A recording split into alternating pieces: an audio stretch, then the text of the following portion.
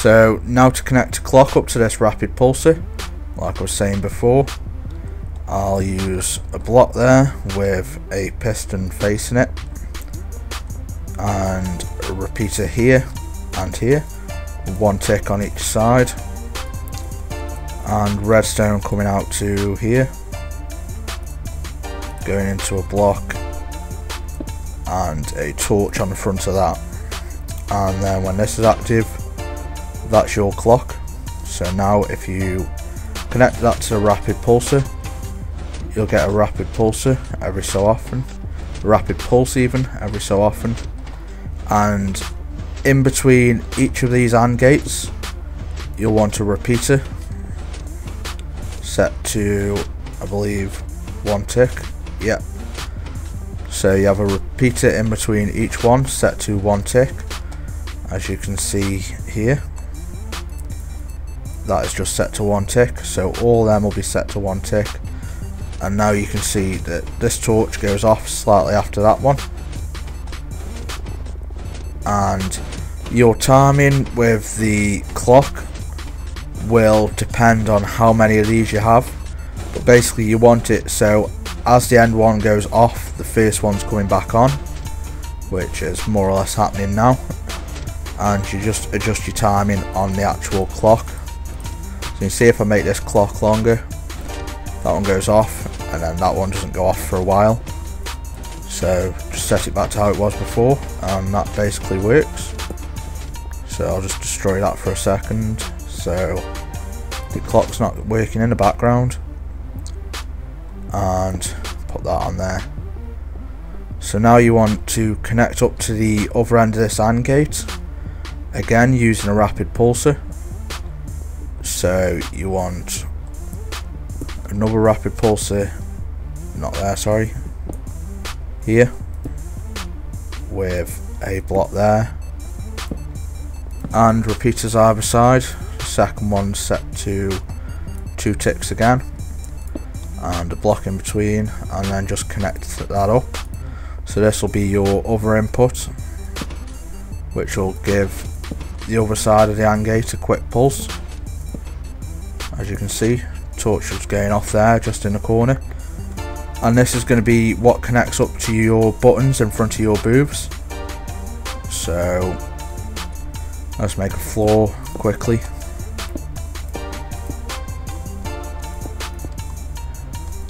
And like so, and then I'll put a wall in front like so, and that'll be your your wall with your buttons on. So you want to get some buttons. Where are the buttons? There they are, and place them directly in front of the ones that are going to drop, which is that one and that one.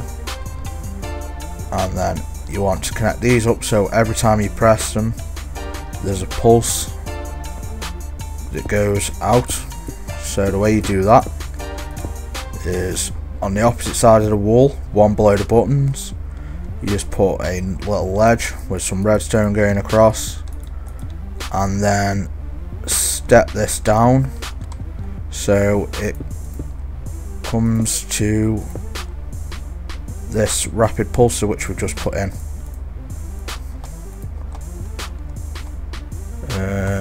And I've just messed that up like that, sorry, and step it down to there.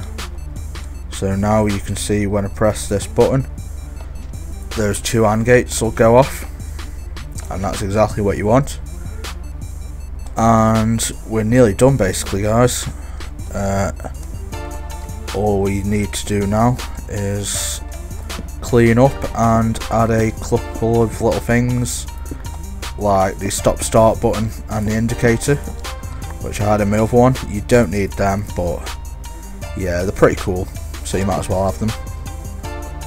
So the indicator, all you want from your indicator is, all you want for your indicator, sorry, I'll just show you how to build that.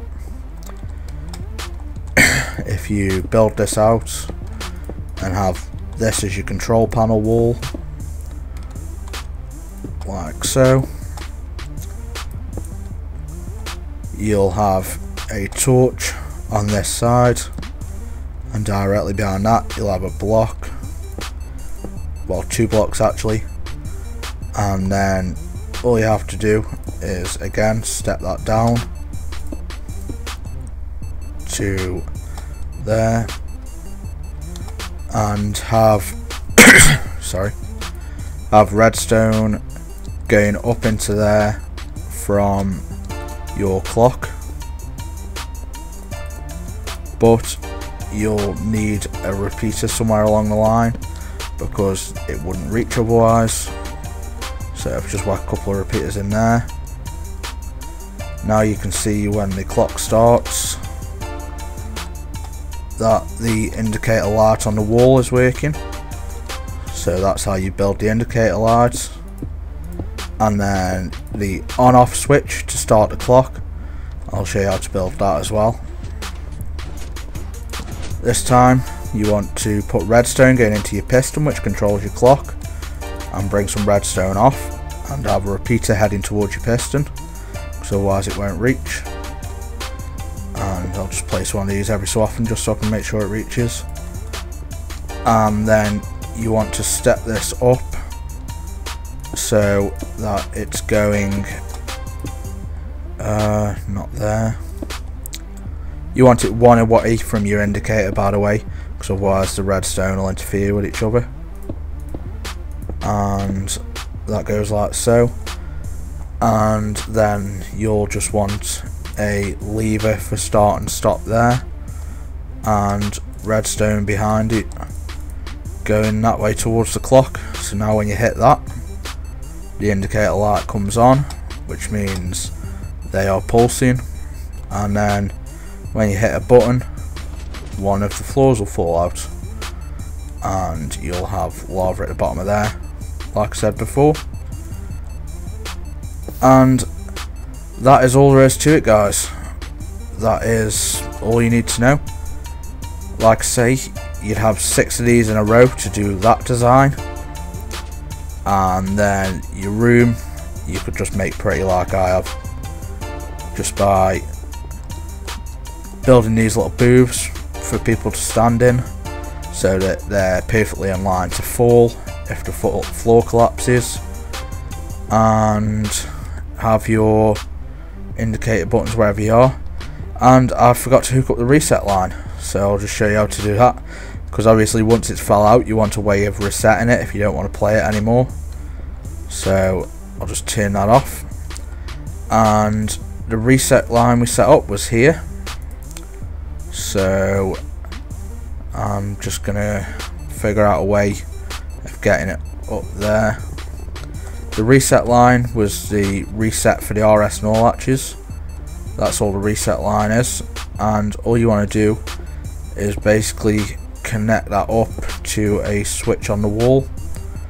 So if I take it up like this, and then this is going to be a bit messy.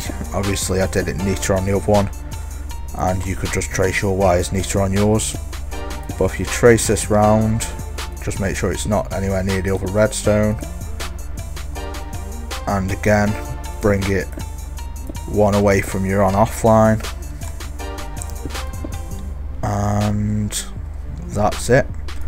Just have redstone on top of this going off, repeaters somewhere along the line just to make sure it reaches. Redstone goes for 15 blocks, guys, just in case you were wondering. So as long as you've got a repeater every 15 blocks, that's absolutely fine.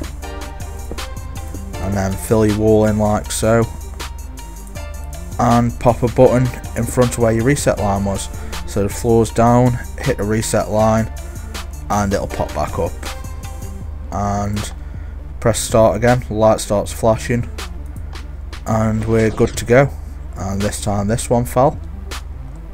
So yeah, that's basically all there is to it. You don't have to turn it off before you reset it, by the way. If it's running and you press it, it'll still reset. that's not a problem, but I just turn it off because that was all I needed to show you. So that's all there is to it, guys. You just have 6 of these in a row, and this wiring here only needs to go to the first one here, and again the first one, and then underneath all these bridges and connect up to the AND gates. And this one will just come along all 6 again, connecting to the AND gates with the repeater. So that wall bit at the end would be exactly the same. All you'd have to do is extend this line here, this line here, and the reset line here, and that's all there is to it, guys.